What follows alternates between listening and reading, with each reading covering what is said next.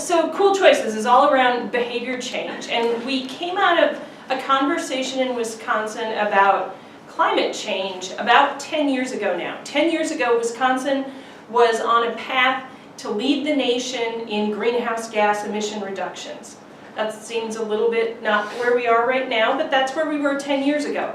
And so there was a governor's task force, and they were thinking about all kinds of policies and technologies to implement to get on this path. And one of the things that kept confronting them was that beyond policies and technologies, there were people, and people got in the way of results. And at that point, I was at Focus on Energy, and I was sort of obsessed by this from another angle. Let me show you some data. This is data. The Wisconsin State Energy Bureau collects this amazing data on kind of a variety of things. And one of the things they track is average appliance usage over time. So in this kind of busy graph, the thing maybe to pay attention to is the refrigerator here, this dotted line. In 1972, the average new refrigerator used 1,700 kilowatt hours a year. By 2010, it was using 500 kilowatt hours a year. On the technology side, what we've done in a generation around energy efficiency is transformative. It's super amazing. And so when I would look at graphs like this when I was at Focus on Energy, it would make me really, really happy. And then I would turn the page and see this graph, which is the per capita usage of Wisconsin households. So those appliances in households are getting way more efficient, a third as much electricity as they were using in the house that I grew up in, and overall our consumption's going up. Because of course, a house in 2010, a house in 2018, probably has 100-fold more things plugged in using electricity than that house in 1972. I mean, literally the refrigerator was about the only thing in our house that consistently used electricity, the alarm clock, because we had a plug-in alarm clock. So this is going the other way, and you see a similar pattern in terms of transportation. So our cars got more fuel efficient over this time frame, and the distances we drove annually went up almost exactly in parallel. So looking at all of this, this task force ultimately said, okay, somebody needs to pay attention to behavior. There's something that's happening here besides, just the technology.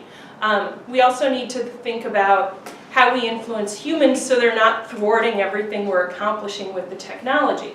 And so the task force recommended that a group be created that ultimately became Cool Choices. Now the folks on the task force were largely policy folks and engineers, and of course when they thought about how are you going to make behavior change happen, they thought it was really, well, we've just got to tell people what to do. And I can tell you, when I started at Cool Choices, one of my first conversations with a board member said to me, are you going to use a billboard campaign? I said, no. Because there is no evidence that people driving down the highway will see a billboard that says driving cars pollutes and will pull over and abandon their vehicles. That's not kind of how things work. But there's a really strong bias out there in the universe that all people need is information. And so at the beginning of Cool Choices, I really spent a lot of time looking at behavioral economics, behavioral psychology, social marketing, kind of everything to go, okay, what can we call what has worked out there, what can we do forward?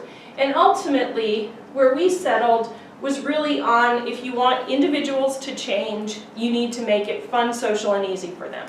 By which I mean pleasant. You need to show them that their peer group cares about what they're doing, and you need to remove the barriers.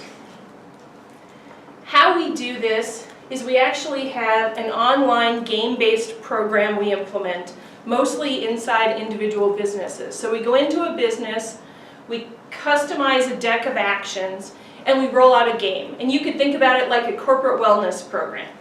In our game, people get points for turning off the water when they brush their teeth, for biking to work, for suggesting a way the organization can cut its energy costs, sustainable practices. Over the course of 6 weeks, they're playing a game where they're competing with their colleagues, they're on teams with colleagues, it's this momentum, and two really important things happen.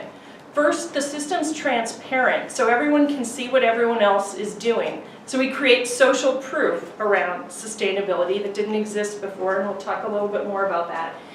And then, because it's a game, people are free to talk to each other. So it might be the case that I've noticed in the entire 10 years I've been with this organization that every time Jim prints, he prints single-sided. And it really annoys me, but I'm not that person who's going to go to Jim and go, Jim, why are you printing single-sided? But if we're playing a game and I can say, Jim, you can get points if you print double-sided, we can start to have this conversation, and now it's not me preaching at him and it's not scary to have, and so we're really kind of creating a different space for this to happen. When we're going into an organization, so our typical partners are companies that have strong commitments to corporate sustainability and in one way or another have run into a challenge of human behavior. People here aren't doing what we want them to do. So in that conversation, there's really 2 points I try to make early on to those green team folks. And the first is that people are more heroic than they think. I mean, a reality of how human behavior works is I'm much more adept at noticing what you did wrong than what you did right. Think of it as like an evolutionary advantage, okay? We notice the negative first. So we see all the flaws around us, we see all the people who aren't turning things off, but there's lots of good things happening too. And so first we try to get those sustainability folks to think, okay, people are probably doing more than you think, we just need to give them a chance. The other really important point though, is that people have so many things going on in their heads. You know, one of the ways I talk about this is I talk about how people end up being cognitive misers. I got that from Dietram Scheufele here in your department. The idea that, you know, if I'm thinking about the paper I need to do, the fight I had with my sister last night online, who's picking up the kids from soccer, there's all this stuff in my head. I can't also think about the stuff you want me to think about recycling. How do we make it easy for people to do the right thing? So trying to kind of help them have some empathy. The other thing though is that when we're doing this around sustainability, we know we have particular challenges. Motivating people to action. And there are really 3 important challenges. The first is that very often, you know, we care about emission reductions. So climate change is a pretty far away issue. It's not nearly as important as the paper that's due tomorrow. Similarly, for the folks inside these organizations, you know, you might work for an organization that has a goal of being 0 waste by 2030. Well, a ton of the people inside that organization have no intention of being there in 2030. That's not a very, you know, motivating goal for folks who are going to be way somewhere else by then. So by turning that into a game-based competition, we're saying you can beat the people in accounting today. You can crush Jim in a competition, which is much more motivating. You know, it's where human behavior is. So that's the first thing. The second challenge is we're at a place where folks really don't believe that their actions matter. I'm one person, a bunch of other people are doing bad things. I don't think what I do really will make a difference, partly because we deluge people with really negative statistics about how bad things are, and so they're not sure that they can make a difference. Our platform is really optimized to show people how their actions add up. So we never talk about the impact of a single action, we always talk about everything in aggregate. Together you're on track to save $250,000 a year. You've saved enough water to fill 10 Olympic swimming pools. It's always the aggregate. Because if I tell you how much water you save by turning off the water when you brush your teeth, you won't turn off the water when you brush your teeth. Because you'll think it's trivial. You'll rationalize it away. So we try to do that. The third issue is that we're all convinced we're not the problem. There's a ton of survey research around this in the energy efficiency realm. The graph I have there is from a National Joyce Foundation study where they asked households how their energy use compared to their neighbors in similar homes. And what you see is this little 9% of people think they're higher than average. Everybody else is average or below average. When I was with Focus on Energy, we used to do an appliance survey every other year that we asked people how their energy usage compared. And in Wisconsin, sometimes 80% of respondents said they were lower than average. It's like, really? So what that means is that people aren't listening. You're talking about people who need to make their houses more efficient. You're not talking to me. I'm below average. I'm good.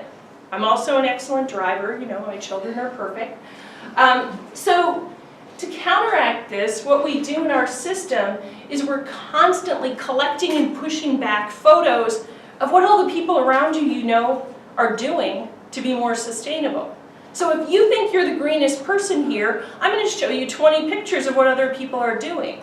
And very often on our post-program surveys, we'll have respondents say, you know, I thought I was the greenest person here, but then I found out that Jim bikes to work and Amy composts, and I kind of had to pick up my game.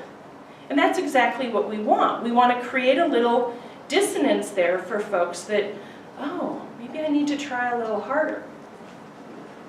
Ultimately, through all of that, what we're trying to do is make sustainability cool. This is the trendy thing that people are doing around you. Getting people to talk about it. And we've been doing this now, as Neil said, for about 7.5 years. We've worked with a variety of companies. We've done some community scale things. And we've learned a lot in terms of refining an online platform. But I think we're hitting a stride now in terms of we can make the right things happen in this. And we're a nonprofit. We were created to reduce greenhouse gas emissions around behavior change. So for us, results are really important. We've, from the beginning, done partnerships with other entities to try to verify results. Sort of standard data that we collect, we're kind of a researcher's dream come true, because for every program we've ever done, we did a baseline survey where we collected kind of attitudinal demographics from participants. The whole point of having a game, for me, was people would tell you what they were doing on a daily basis, and you could grab all of that data from them. If you offer people points, they'll tell you stuff. So we could get data from people in real time in a way that other things couldn't do as well. And then we do a post-program survey where, again, we're looking at attitudes and sort of people's sense of what's happened, feedback. So just to give you kind of on a big picture way, across the last 2 years of programs, on average, so a typical program is 6 weeks, people are reporting 62 actions, 34 of those unique. So things like turning off the water when you brush your teeth are a habitual action. You can claim points for more than once, kind of thing. And the actions they report represent about 4,000 pounds of CO2 emissions. Now, in our system, we allow people to claim points for things they were doing before the program as well as new things. We just ask them to tell us which it was. There's no penalty for it being old, because we want to capture the truth. And if we said you only get points for things that are new, people would lie because that wouldn't seem fair. Why am I being penalized for being green before this game started? So you have to sort of meet players where they are and have a system that's fair. So our average is about 0.5 metric ton per person of new emission reductions from the things they're doing. Most of that comes from things they're doing around household energy and driving, are sort of the two areas where we get the most. The way we share this back with our corporate or community-based partners is at kind of this level of detail. So we're tracking water savings, gasoline, waste, electricity, and natural gas, and then we roll that up to dollars and CO2. And so folks are able to kind of see where this is maybe pretty typical that a lot of the water conservation things people are willing to do, they've already adopted, but there's a lot of space in driving habits for us to get folks to do new things, partly because people aren't very aware of just simple things you can do to drive smarter.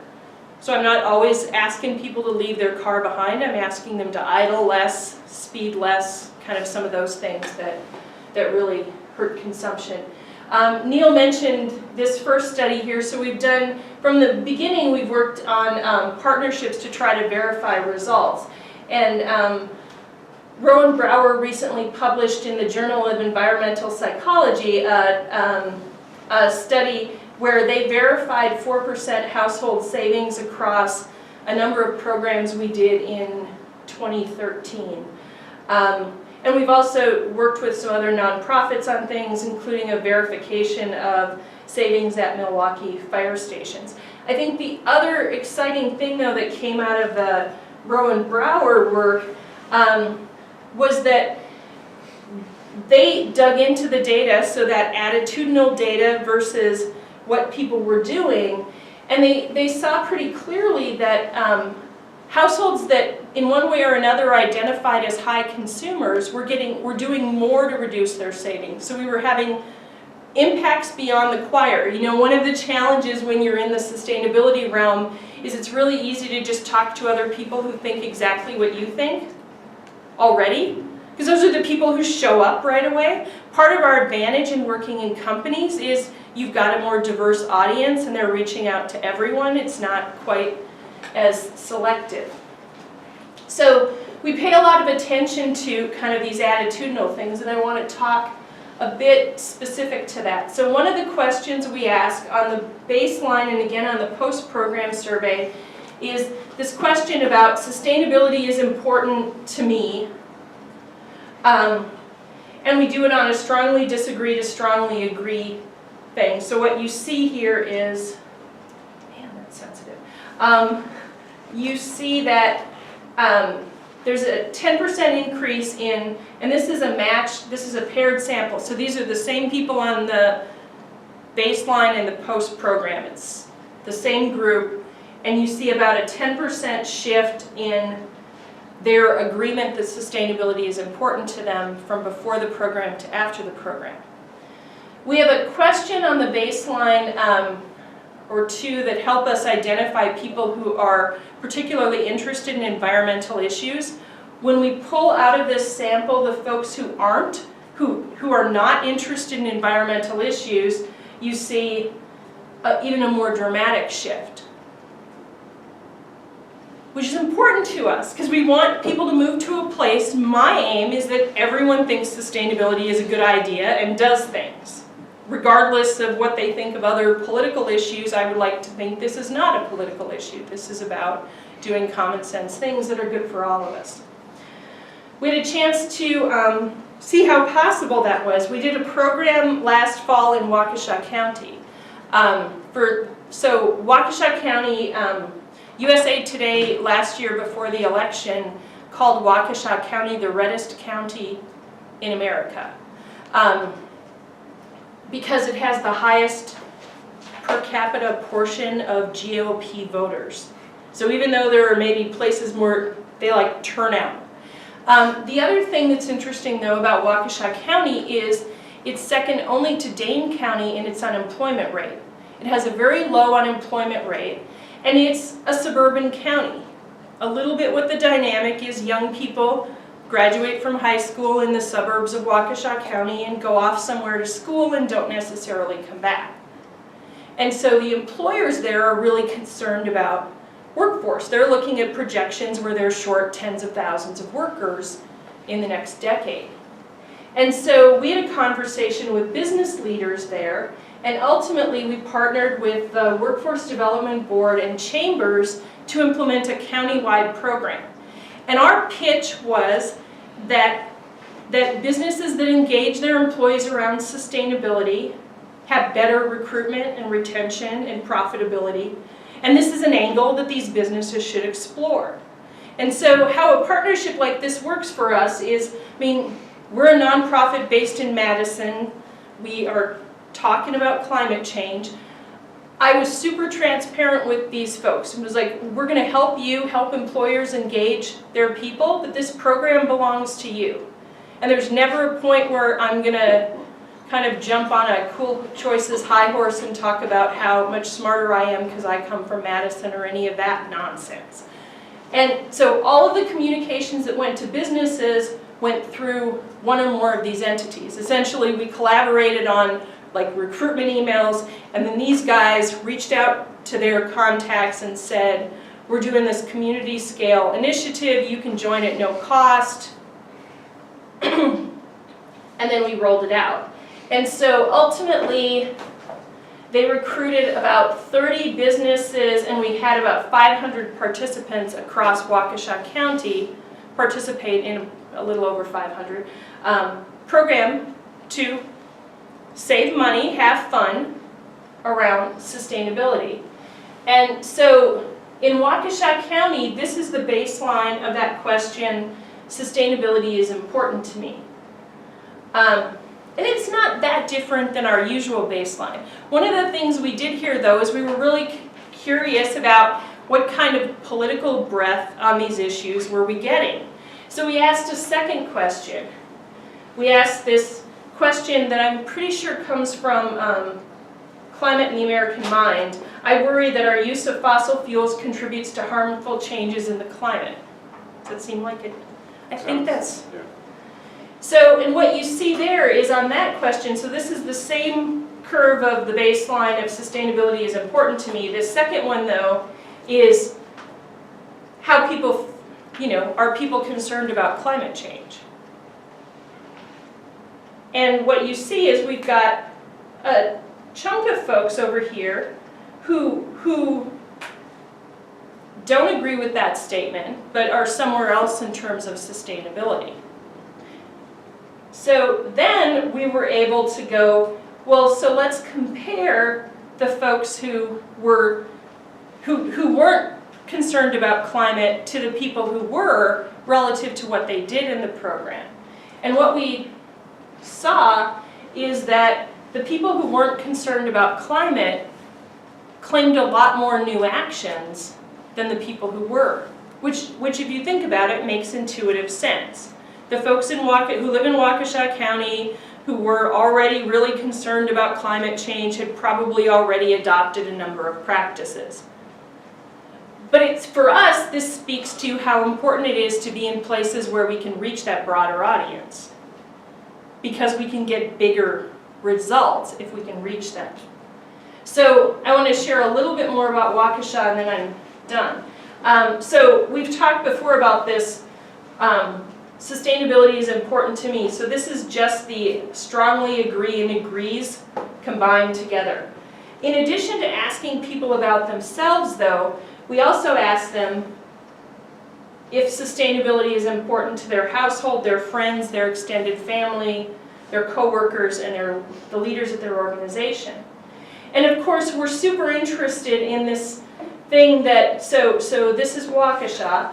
They went from 44% saying my friends care about sustainability to 2/3 saying that. So, which seems really encouraging to us. The more you think you're part of a group where other people care about things, the more likely you are to do them. So the other piece of this we look at is we ask people on the baseline and on the post program how often they have conversations about sustainability. And we give them like daily, this is daily and weekly combined. So it's at least weekly conversations. And what's interesting here is in Waukesha we saw this more than doubling the conversations with coworkers, extended family, and friends. So probably in part because this is a fun game-based thing, we're giving people that ability to have a lot more conversations. And then just to kind of put the piece, I think we're in a broader way paying kind of increased attention to how much are people talking about these things and how do we get them to talk about things more. To give you just a little bit of context, this is from Climate and the American Mind, and now they're asking, did you discuss global warming, which is not the same as sustainability. But what's striking here is if you look at their averages back to 2010, I mean, largely 70% of Americans are rarely or never having conversations about this. So part of how we think, you know, can we frame things as sustainability and get a lot more conversation than's been happening. And with that, I'll stop and take questions.